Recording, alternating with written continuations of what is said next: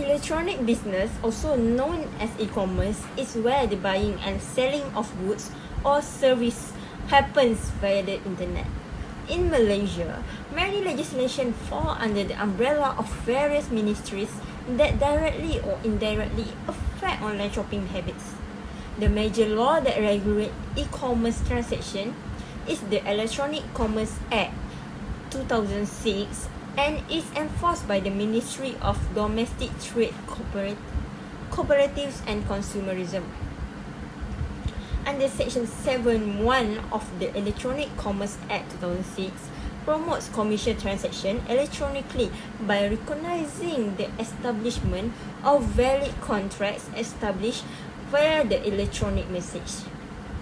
These contracts are enforceable under the law, binding and valid on the parties involved under Section 7.2 of the ECA 2006.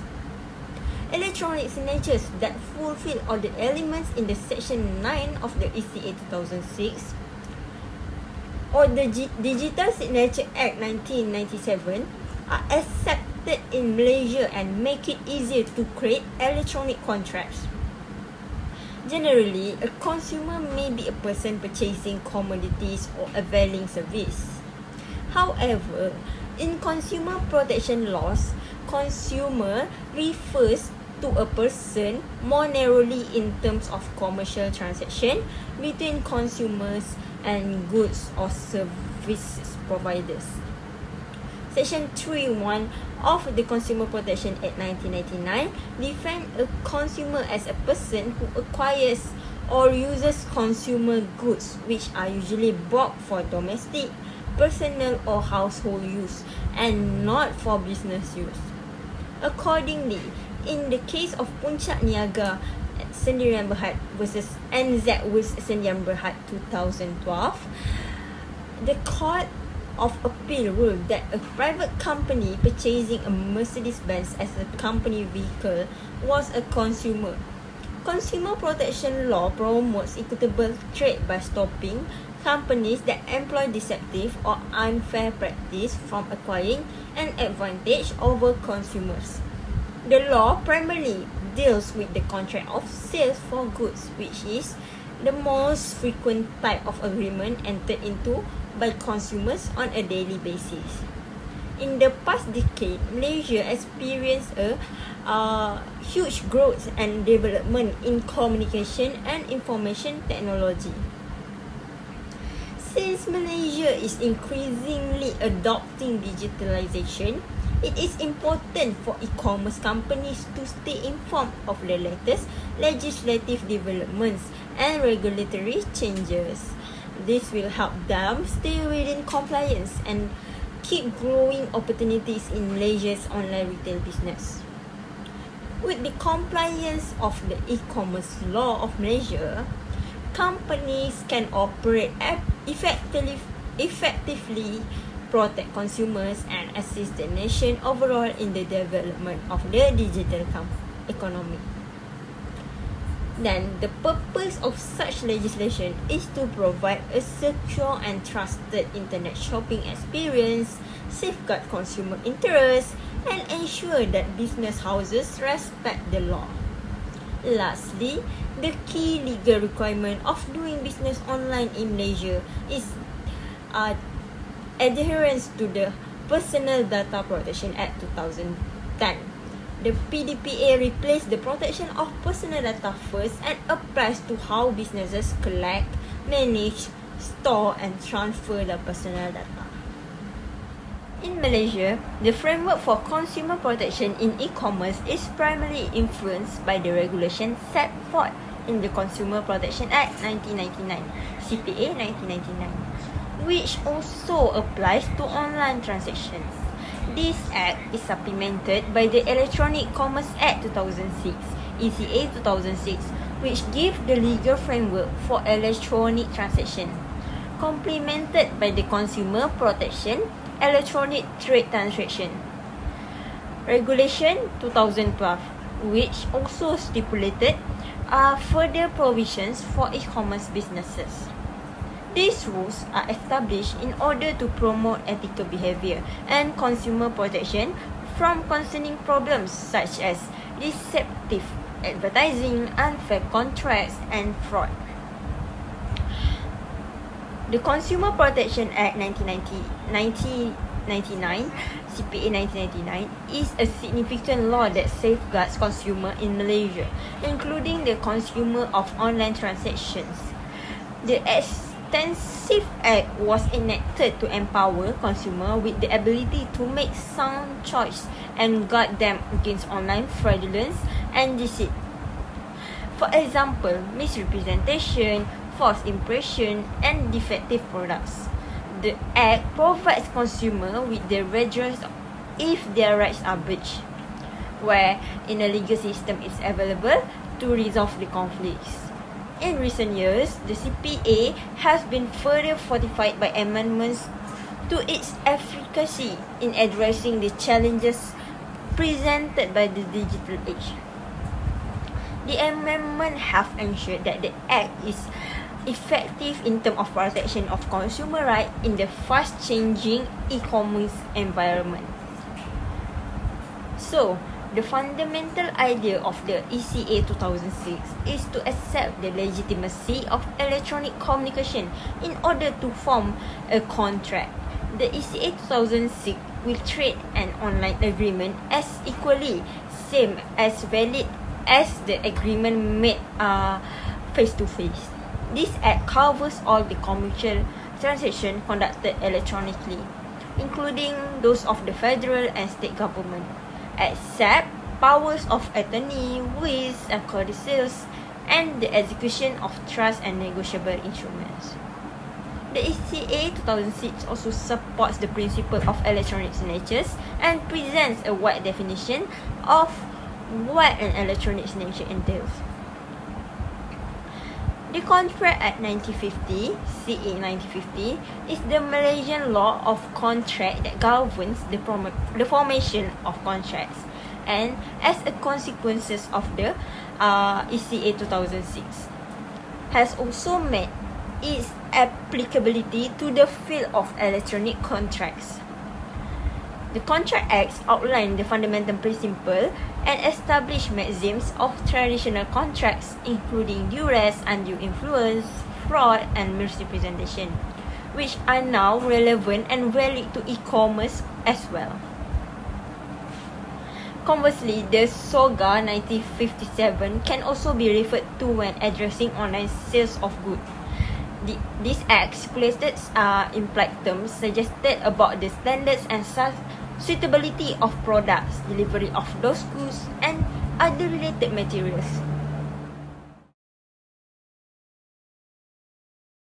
The Ministry of Domestic Trade and Cost of Living (KPDN) is the main agency responsible for consumer protection in Malaysia's e-commerce sectors. It enforces key laws such as the Consumer Protection Act 1999, the Electronic Commerce Act 2006, and the Consumer Protection, which is Electronic Commerce Transaction Regulations 2012. These laws help ensure consumer rights are protected during online transaction. In response to over 7,000 complaints related to e-commerce, the Ministry began reviewing these laws in August 2024 under the 12th Nation Plan. The review aims to strengthen the legal framework to better protect both consumers and sellers. KPDN is also consulting with online businesses to gather feedback for possible amendments or new laws. At the same time, KPDN actively handles consumer complaints and supports local business through initiatives like the Buy Malaysian Goods campaign, which has expanded to platforms such as TikTok Shop. This not only encourages consumers to buy local products, but also provides training and promotion for entrepreneurs, helping to build a stronger and more trusted Malaysian Communication and Multimedia Commission (MCMC) is responsible for managing the digital and communication aspect of e-commerce. Its main role is to monitor online content and telecommunication infrastructure to prevent scam and fraud. Due to the rise in online fraud and misleading acts, MCMC has strengthened its regulatory efforts. It works with agencies like the Security Commission Malaysia to improve the detection, prevention and enforcement of online scams. MCMC is also reviewing its laws to impose stricter supervision and harsher penalties on platforms that fail to address illegal activities. These efforts aim to create a safe online environment and reduce e-commerce related crimes. The Tribunal for Consumer Claims was established under the Consumer Protection Act 1999 to help consumers resolve disputes related to e-commerce more easily. It offers a faster and more affordable option than going to court, handling claims up to 50,000 ringgit. The tribunal deals with issues such as defective goods, misleading information, and other consumer complaints. It provides a practical way for consumers to enforce their right without going through lengthy legal process. This helps build greater trust and confidence in Malaysia's e-commerce environment. One major challenge in e-commerce is dealing with cross-border and anonymous sellers. These sellers are often based outside Malaysia, making it hard for local authorities to enforce consumer protection laws. When issues like non-delivery or faulty goods arise, it is nearly impossible for consumers to get a proper resolution, because Malaysian private international laws do not cover such transactions effectively. Consumers are at greater risk of being cheated. This highlights the need for updated laws to address global online trade more effectively. As and online fraud are common in Malaysia's e-commerce environment. Some sellers use dark patterns like fake pricing, hiding options, or pushing customers to buy more expensive items when the cheaper ones are unavailable. This practice misleads users and breaks their trust. The Malaysian Communication and Multimedia MCMC received many complaints and takes enforcement action, but the number of cases keep rising. In early 2025, online fraud cases jumped by nearly 37%, with loss over 19 million ringgit, showing the urgent need for stronger controls. Delivery issues are one of the top complaints in Malaysia. Consumers often report packages that are delayed, lost, damages, or not up to standard. These problems are worse when consumers don't know where their rights or how to file a complaint. Many miss out a compensation simply due to lack of awareness. This not only discourages online shopping but also allows irresponsible sellers to continue with current laws like the Consumer Protection Act 1999 and Electronic Commerce Act 2006 are outdated and can keep up with rapid developments in online trade. They don't fully address modern issues like global transaction, advanced scam, and digital tricking. The government is working on updates and consulting with platforms, business, and consumers to close these gaps. Stronger laws and faster enforcement are needed to hold sellers accountable and protect buyers in Malaysia's growing digital market. Moving on to recommendation. The first one is hybrid legal services, or also known as tech-enabled legal services, which combine the use of technology with human lawyers' expertise to deliver optimal legal assistance to clients. For example, a client may use a website or app to get quick legal advice from a chatbot and then speak to a lawyer for more practical solutions. Hybrid legal services are faster and cheaper as they reduce third-party intervention. It helps people who may not normally afford a lawyer and frees up lawyers to spend more time on important work, such as making strategy, communicating with clients, and proofreading documents. Law firms are actively integrating generative artificial intelligence, or AI, into legal workflows using tools like Harvey AI, Relativity One, and Reveal AI for basic tasks such as e-discovery, drafting, contract analysis, and legal research. Despite adapting AI, these firms still review and validate AI outputs through human lawyers. To further illustrate, Harvey AI is a platform that automates and enhances various aspects of legal work such as contract analysis, due diligence, litigation, and regulatory compliance. It helps in generating insights, recommendations, and predictions based on large volumes of data, which allows lawyers to deliver faster, smarter, and more cost-effective solutions to their clients. Harvey AI is in discussion to raise over $250 million in funding at a $5 billion valuation, indicating strong investor confidence from lawyers and law firms around the world in generative AI stack to simplify research and documentation and to quickly examine their data. Around 3,500 A&O's lawyers had asked Harvey AI around 40,000 queries for their day-to-day client work. The second recommendation is legal education reforms. Law schools and training programs must update their course to stay relevant with the changes in AI technology so that future lawyers understand how to use legal technology and AI appropriately and effectively. This reform is important as future lawyers will need to work with AI tools every day. It will be worthwhile to teach law students about legal software, online security, and how AI works by conducting programs that combine the use of law with technology, ethics, and data science. In addition to that, the council's body may offer short courses or workshops for practicing lawyers to learn new tools. So here we have Singapore Management University, Singapore dollars 50 million computational law program that teach a domain-specific language for encoding legal rules and is now a flagship for Teach Law Fusion courses in Asia. Next, we have the Malaysian Bar that rolled out AI-focused continuing professional development (CPD) modules in July 2024, which highlights the significant impact of AI in the legal profession, giving an opportunity for legal professionals to understand the basics of AI and see how these technologies are being applied in real-world legal settings. The Malaysian Bar now tags every course that involves generative AI, cybersecurity, or e-discovery. The third one is policy updates. The governments and bar associations need to create new rules that explain how AI should be used in law. This is because even AI can make mistakes. One wrong move could result in adverse consequences for both the clients and the lawyers. Clients must be protected from wrong or biased advice, and lawyers need to know who is responsible when AI is used. It is important for firms to tell clients when AI is being used and to clarify the accountability for AI's bad legal advice to avoid liabilities.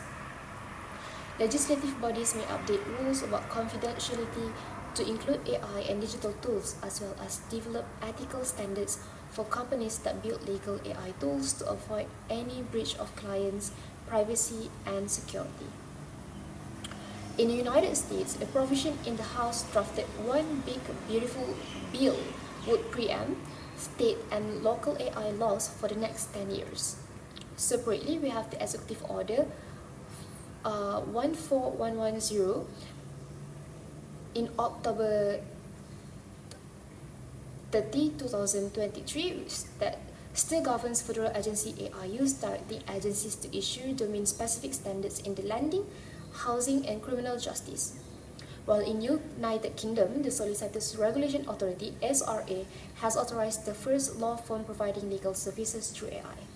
While many firms are already using AI to support and deliver a range of back-office and public-facing services, Garfield Law is the first purely AI-based firm that the SRA has authorized to provide the regulated legal services in England and Wales.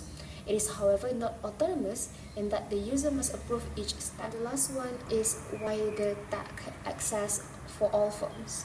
Small law firms and freelance lawyers often cannot afford the latest technology, which may create an unfair gap in justice between the clients.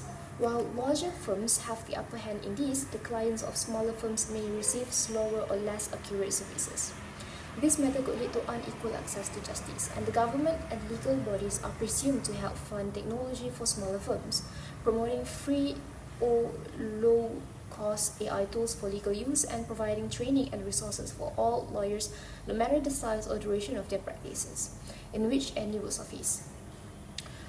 For instance, we have the Legal Services Corporation, LSC, in the United States, which continues to issue Technology Initiative Grants, TIG, to non-profits and solo small firm partners for cloud e-filing, AI-assisted intake, and multilingual chatbots. The TIG program awards special funding to existing LSC grantees to help in improving legal services delivery to the low-income population and increases access to high-quality legal services, the judicial system, and the legal information. So we have finally come to the conclusions. To sum it all up, the e-lawyering and AI are changing the legal profession in many ways. They help lawyers to work more quickly and efficiently, lowering the cost for both lawyers and clients and making legal services more accessible, especially through online platforms. It is important to realize that instead of a replacement, AI provides assistance to lawyers in their legal practices. However, these advancements must be approached with caution, responsibility, and strategic planning, which is no easy work. So AI, no matter how advanced, cannot replicate the ethical judgment, emotional intelligence, and contextual reasoning of a trained human lawyers. It relies on data that may be biased, outdated, or incomplete. That is why if it is not carefully managed, it could harm the clients or give incorrect advice, which may result in injustice. Most importantly, we must always have human professionals to validate the outputs, clients to give informed consent, and regulators to set clear accountability lines. Bias, hallucination, and data security lapse remain real risks. So that is why human-in-the-loop review and stronger confidentiality protocols are now industry best practice. Thank you.